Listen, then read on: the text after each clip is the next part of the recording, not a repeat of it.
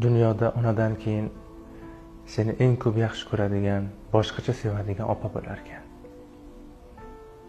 Opa kim?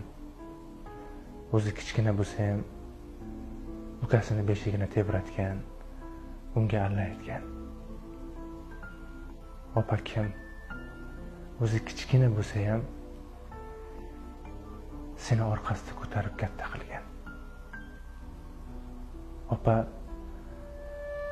onasini kir yuvib o'tirganini ko'rsa, onasini oldiga borib, akasini, ukasini, otasini paypog'ini yuvgan odam. Opa kim?